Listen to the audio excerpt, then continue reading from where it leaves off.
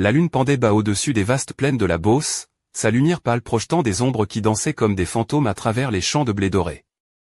J'avais acheté ce vieux domaine de 100 hectares pour €1 symbolique, un pari fou qu'on pourrait appeler la bonne affaire du siècle et dans le petit village de Saint-Loup-sur-Loire. La nuit était tombée rapidement, la transaction conclue sous la chaleur écrasante d'un après-midi d'été semblait déjà bien loin. Un vent solitaire hurlait à travers les planches cassées d'une vieille clôture en bois, murmurant des secrets que personne n'aurait pu comprendre. La maison, au cœur de cette terre, se dressait comme un vestige oublié, sa silhouette irrégulière découpée sur le ciel sans étoiles. Un reliquat de rêves enfouis depuis longtemps. Je posai le pied sur la véranda qui grinçait sous mon poids, ma lanterne projetant une faible lumière vacillante sur le bois déformé. Le froid métal de la poignée de la porte mordit ma paume quand je la poussai, les gonds poussant un cri strident, comme un avertissement. À l'intérieur, l'obscurité avalait la lumière, l'air lourd d'une odeur de renfermé et d'abandon. Le salon était un cimetière d'objets oubliés, un fauteuil déchiré, un vieux poêle froid, des rideaux en lambeaux qui semblaient bouger au gré d'une main invisible. Mes bottes soulevaient de la poussière qui tourbillonnait dans le faible halo, et mon cœur battait si fort que j'aurais pu couvrir le hurlement du vent dehors. Puis un bruit. Un léger coup, venant de l'étage, comme un livre tombant sur un parquet. Je me figeai, la lanterne tremblante dans ma main, sa lumière dessinant des ombres tordues sur les murs. Un deuxième bruit suivit, pas un coup, mais des pas, doux, lents, délibérés. Quelqu'un était là-haut, avançant avec précaution, comme un voleur dans sa propre maison. Mon souffle se bloqua quand une ombre glissa au sommet de l'escalier, rapide et silencieuse, disparaissant dans la noirceur du couloir. Mais ce n'était pas une ombre ordinaire. Elle avait des courbes, des pieds nus, et de longs cheveux qui traînaient derrière elle comme de la fumée. La maison devait être vide, Amos Leblanc me l'avait juré. Pourtant, quelqu'un se cachait ici, dans l'ombre, me regardant. Ma main serra plus fort la lanterne, la sueur perlant sur mon front malgré le froid. Je venais dans ce coin reculé de la Beauce pour la paix, pour un nouveau départ. Et me voilà, debout dans ce vestige hanté, la lanterne tremblante, sentant le poids d'un passé plus ancien que le regret. Avais-je acheté un rêve, ou marché droit dans un piège? Dans cet instant, une chose était sûre, je n'étais pas seul. Pas dans cette maison, pas dans mes pensées, pas cette nuit. Je restais figé dans le salon obscur, la lanterne tremblante dans ma main, tandis que le silence s'installait à nouveau, pesant comme un voile. L'ombre avait disparu, mais son souvenir brûlait encore mes paupières. Je me souvenais des mots d'Amos Leblanc, ce vieil homme du village qui m'avait vendu la propriété, personne ne vit ici, c'est un taudis abandonné. Eh bien, Amos devait avoir la vue basse ou alors il aimait bien raconter des salades, parce que quelqu'un était là, quelque part. Une voix, douce et tranchante comme une lame, fendit le silence, « T'es le nouveau propriétaire, c'est ça ?» Je levai la lanterne vers l'escalier et là, elle était. Clara Moreau. Ses cheveux noirs en cascade tombaient en désordre sur une robe délavée qui épousait sa silhouette fine. La lumière de la lune, filtrée par une fenêtre fissurée, dessinait sur son visage une pâleur presque surnaturelle. Ses yeux ne montraient pas la peur, mais une étrange lassitude, comme si elle attendait ce moment depuis des années.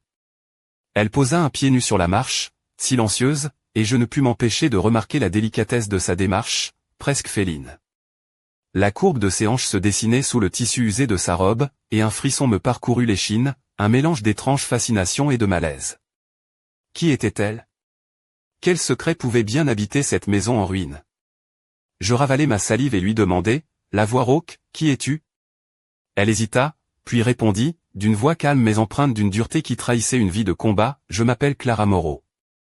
Je m'occupe de cette maison, je la garde en vie. » Je plissai les yeux, méfiant.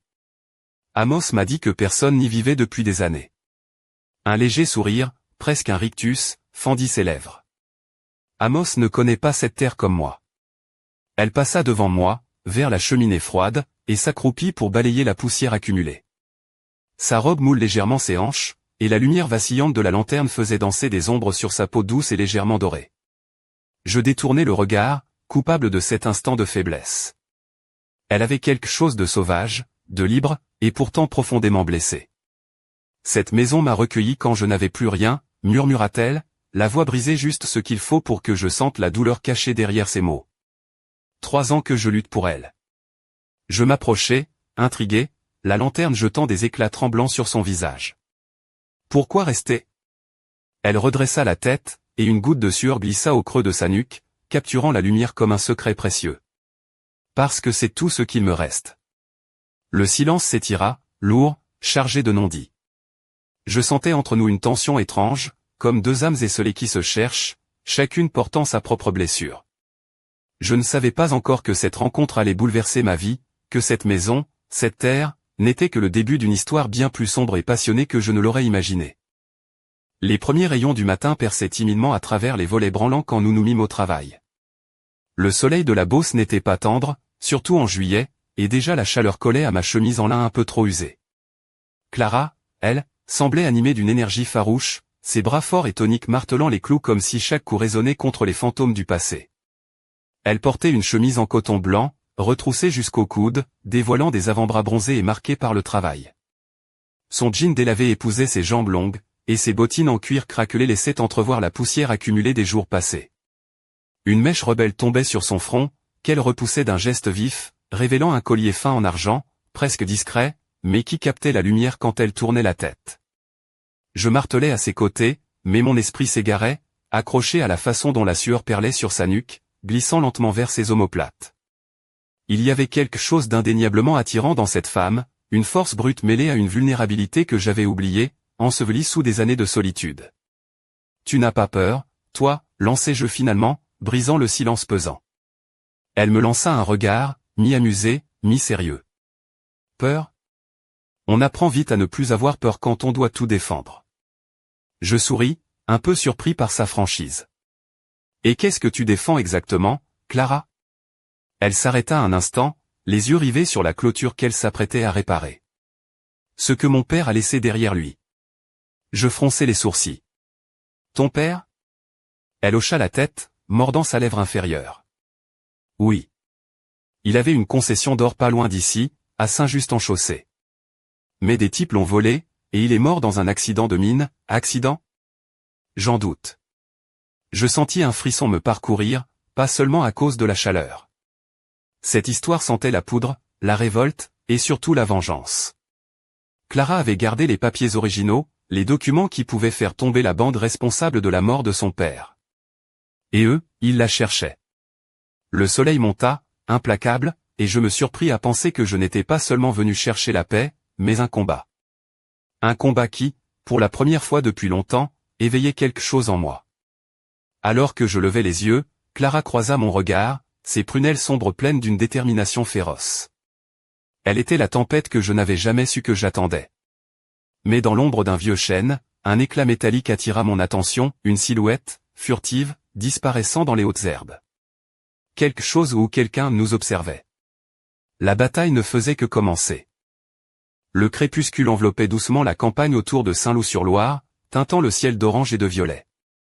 La chaleur de la journée laissait place à une fraîcheur bienvenue, et pourtant, une tension électrique flottait dans l'air, comme si la nature elle-même retenait son souffle. Clara et moi venions de finir de réparer la vieille clôture, nos mains calleuses et nos corps fatigués témoignant du labeur accompli. Elle portait maintenant une robe légère en lin beige, cintrée à la taille par une ceinture de cuir usé, ses jambes nues prolongées par des sandales discrètes aux lanières fines qui semblaient danser avec le vent. Un foulard rouge vif noué autour du cou ajoutait une touche de couleur à sa silhouette sauvage et élégante. Je m'adossai à un poteau de bois, essuyant la sueur de mon front avec le revers de la main.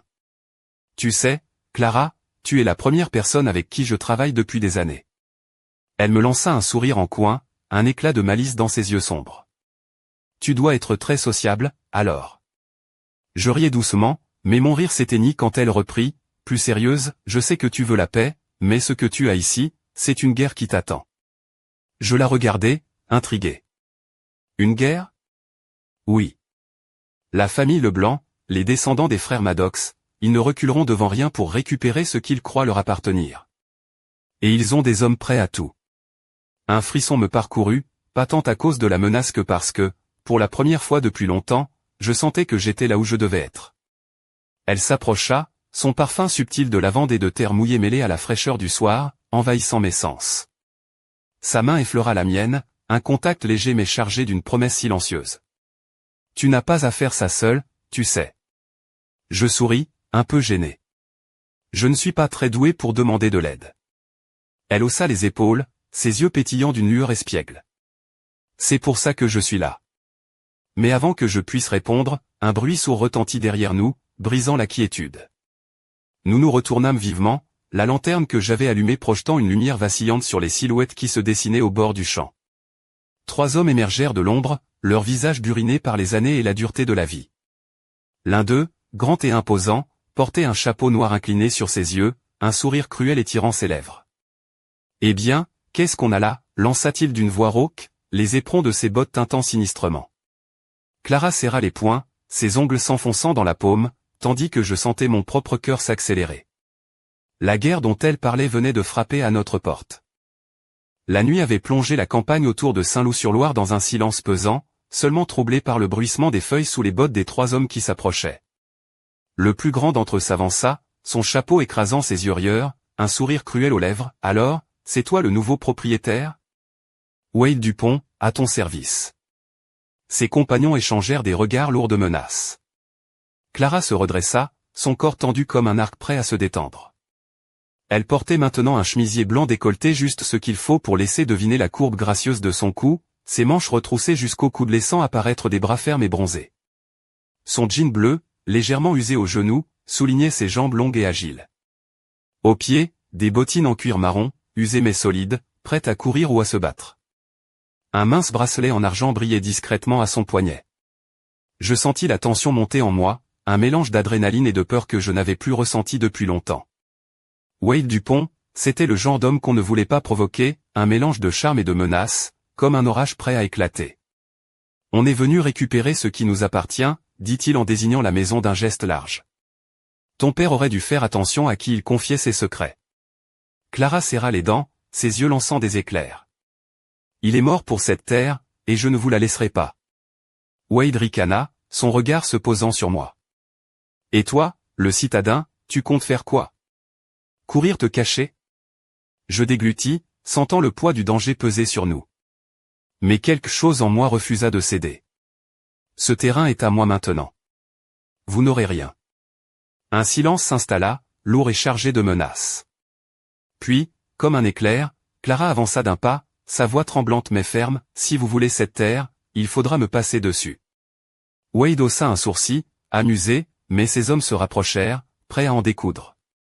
Je me surpris à serrer le poing, prêt à défendre cette maison, cette terre, et surtout Clara, dont la détermination brûlait comme un feu inextinguible. Alors que les premiers éclats d'une confrontation imminente s'annonçaient, un cri perça la nuit, un hennissement désespéré d'un cheval au loin. Tous nos regards se tournèrent vers l'obscurité, et dans l'ombre, une silhouette se dessina, galopant à toute vitesse vers nous. Le suspense était à son comble. Qui venait à notre secours ou pour nous livrer à notre sort? Le galop rapide fendait l'air frais de la nuit, les sabots frappant le sol avec une urgence qui faisait vibrer mes entrailles. La silhouette se découpait de plus en plus nettement à mesure qu'elle approchait, et bientôt, je reconnus le cheval cabré, la crinière flottant au vent. Le cavalier, un homme à l'allure robuste, portait une veste en cuir usé et un chapeau de feutre penché sur ses yeux perçants. C'était le maire du village voisin, Lucien Marchand, un homme réputé pour sa droiture et son sens de la justice. « Arrêtez !» cria-t-il en arrivant à notre hauteur, haletant sous l'effort. « Wade Dupont, vous êtes en état d'arrestation pour intimidation, vol et complicité de meurtre. » Wade éclata d'un rire rauque, mais son visage se durcit soudain quand Lucien sortit un mandat d'arrêt et le brandit sous son nez. Ces hommes échangèrent des regards incertains, hésitant entre la fuite et la confrontation. Clara, toujours debout, les poings serrés, en profita pour s'approcher de moi. Son visage était illuminé par la lueur vacillante de la lanterne, ses traits mêlant fatigue et une force indomptable. « Tu vois, ce n'est pas une guerre que nous allons mener seuls, » murmura-t-elle, un sourire à peine perceptible au coin des lèvres. Je sentis une bouffée de soulagement mêlée à une nouvelle détermination. La bataille ne faisait que commencer, certes, mais nous avions désormais un allié. Lucien Marchand n'était pas seulement un maire, c'était aussi un homme qui connaissait les terres, les gens, et surtout, les secrets que certains voulaient garder enfouis.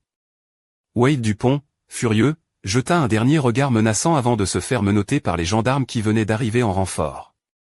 Ces hommes, quant à eux, prirent la fuite dans la nuit noire, leurs silhouettes se fondant dans l'obscurité des champs. Alors que le calme revenait lentement, Clara s'appuya contre un vieux poteau de bois, essoufflée, ses joues rougies par l'effort.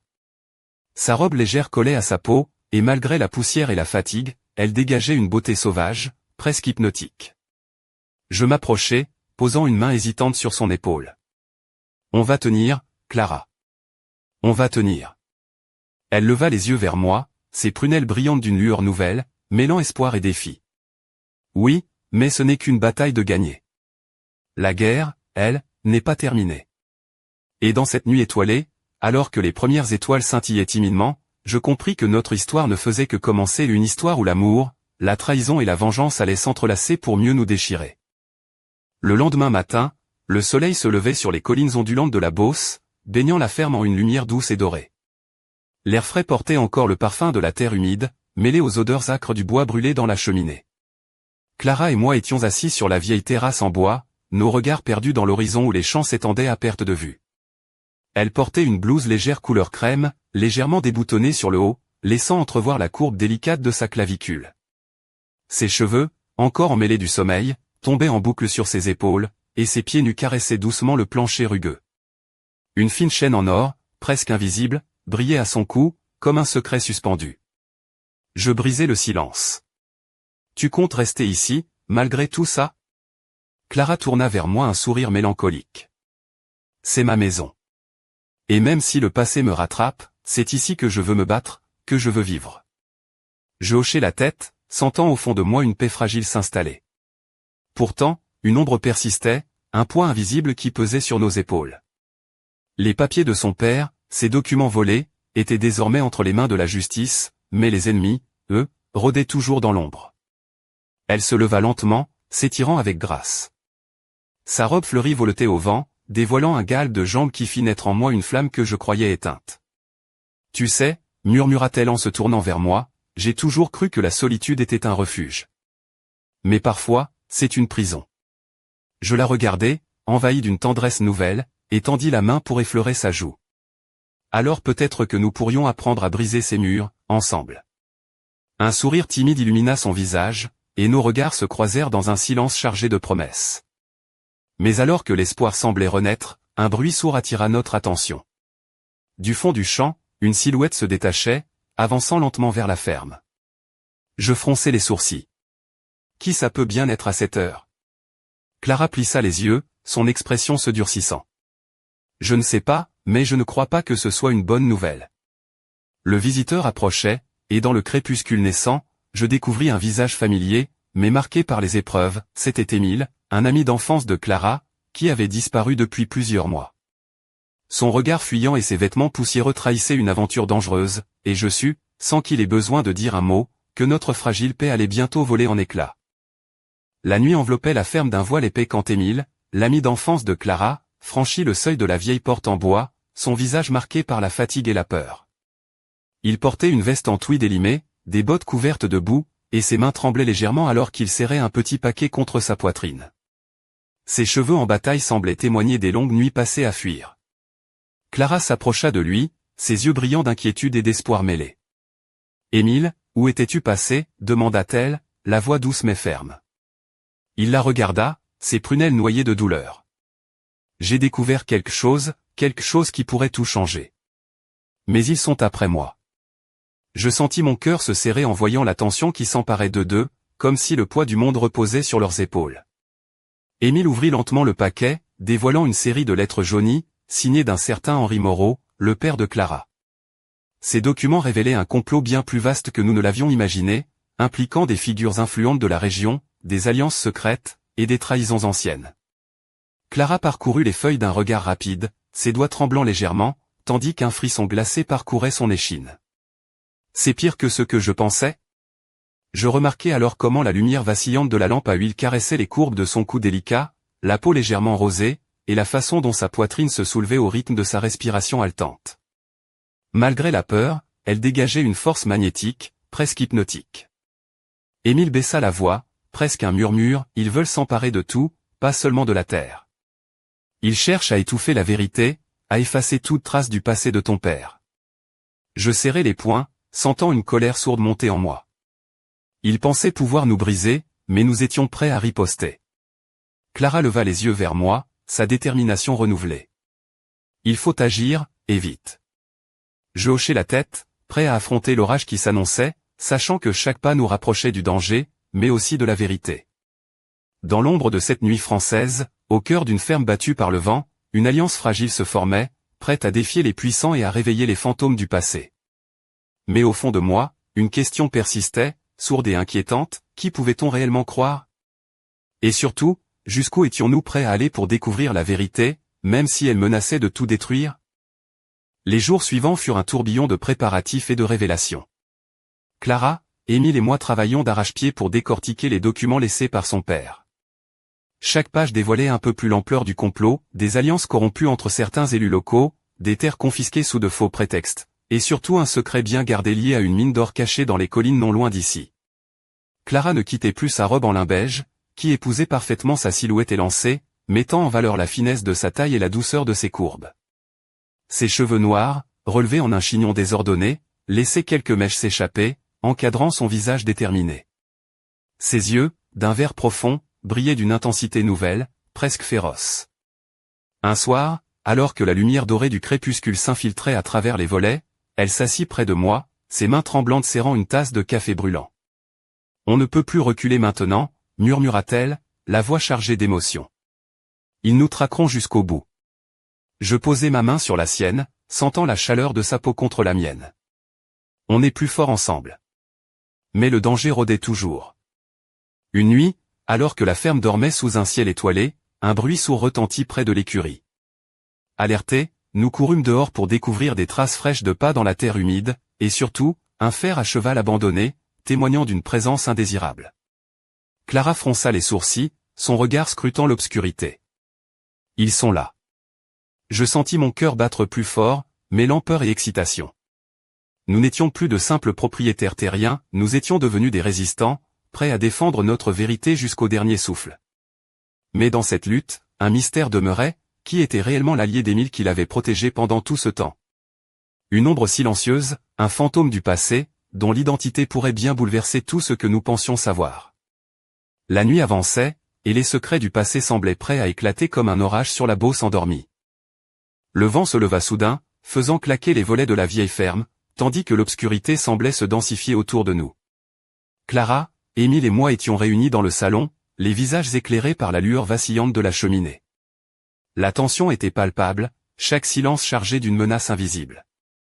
Soudain, un craquement retentit dans l'escalier, suivi d'un souffle court. La porte s'ouvrit lentement, dévoilant une silhouette masquée, enveloppée dans un manteau sombre. Tous nos regards se braquèrent sur cette apparition, le cœur battant à l'unisson. La voix grave et rauque s'éleva, tranchante comme une lame, vous jouez à un jeu dangereux, mais le vrai danger est bien plus proche que vous ne le pensez. Clara se leva, défiant l'inconnu du regard, ses mains serrées en poing. Qui êtes-vous? Que voulez-vous? Un silence pesant suivit, puis la silhouette fit un pas en avant, révélant un visage familier, mais déformé par la colère et la douleur. C'était Alexandre, le frère cadet d'Émile, disparu depuis des années dans des circonstances mystérieuses. Le choc fut immense. Émile pâlit, ses yeux cherchant des réponses que je ne pouvais lui donner. Alexandre s'avança encore, son regard brûlant de haine. Vous avez trahi la famille, vendu nos secrets aux plus offrants. Je suis revenu pour réclamer ce qui nous appartient, et pour vous faire payer. Un frisson glacé parcourut la pièce, tandis que le poids des trahisons passées s'abattait sur nous comme une tempête. Clara murmura, la voix brisée, tout ce que nous voulions, c'était justice, pas la guerre. Mais Alexandre secoua la tête, un rictus cruel aux lèvres. La guerre est déjà là. Dans un ultime éclat de lumière, alors que la cheminée projetait des ombres dansantes sur les murs, je compris que notre combat venait de franchir un seuil irréversible. La terre de la Beauce n'était plus un simple refuge, elle était devenue l'arène d'un drame familial, d'une vengeance sourde et d'un mystère que seul l'avenir pourrait dévoiler. Et tandis que la silhouette d'Alexandre se fondait dans l'obscurité, une question brûlait dans mon esprit, jusqu'où irions-nous pour protéger ceux que nous aimons et surtout, qui finirait par payer le prix ultime?